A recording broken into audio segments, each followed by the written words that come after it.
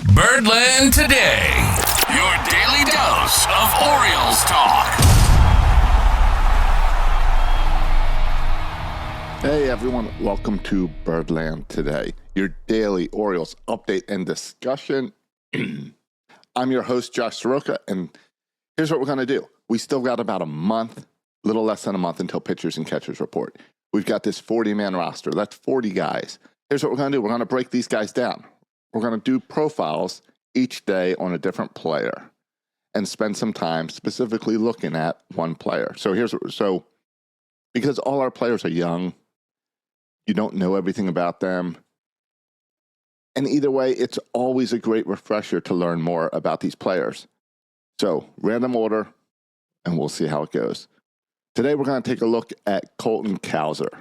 We're going to look at kind of who he was or who he is, where he came from, and how he's performing so far and kind of what we can expect this year in 2025. So let's dive in. Colton Cowser, obviously a name everyone knows, the Milkman. Oriole fans fell in love with him, especially this past year. But he's not that household name yet. He's not the Adley Rutschman, Gunnar Henderson. But he has the opportunity to become that. So who is he? Colton Cowser was born in March 20th, 2000.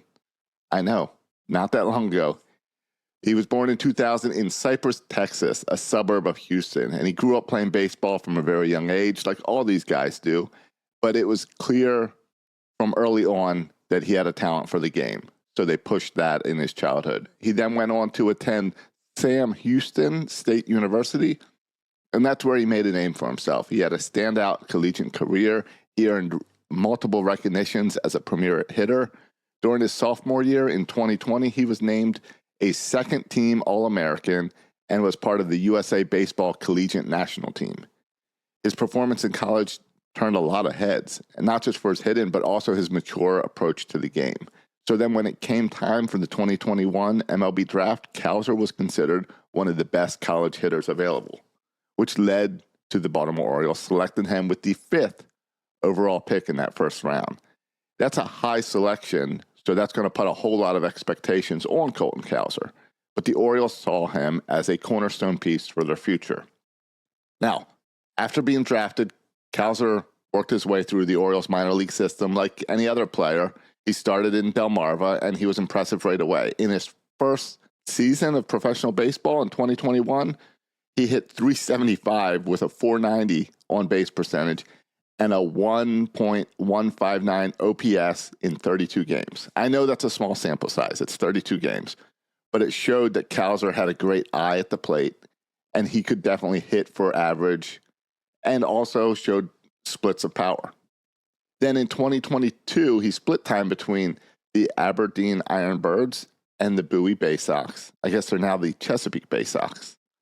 But he eventually then made it up to Norfolk as well in 2022. And across all three levels, Cowser put up a .278 batting average, a .406 OBP, and a .469 slugging percentage, 19 home runs, and 18 stolen bases.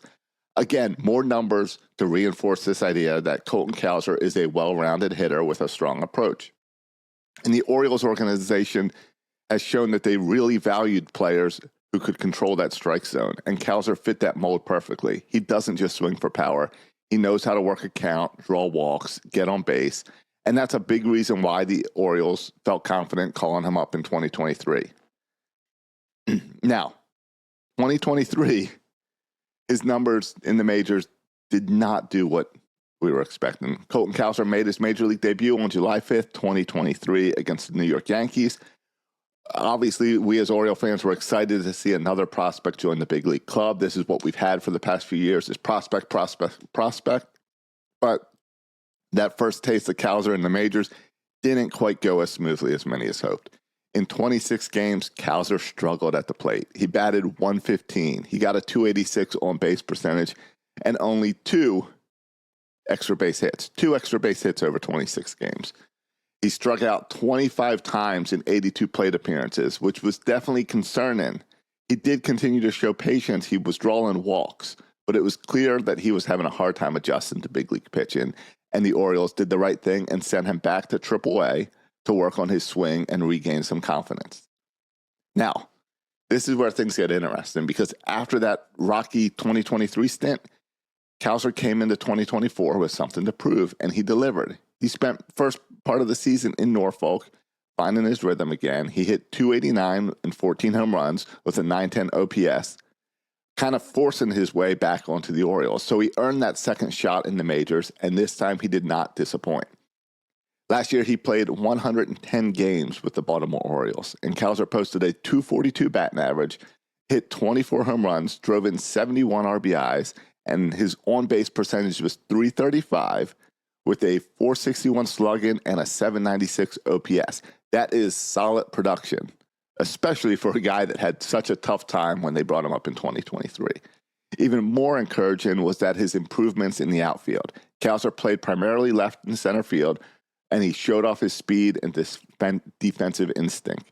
He finished the season with a 3.1 WAR, which for a second-year player, that is a really good sign. So, why did I choose to do this with Colton Cowser as the first player? Because I truly believe that Colton Cowser is an important player for the Orioles.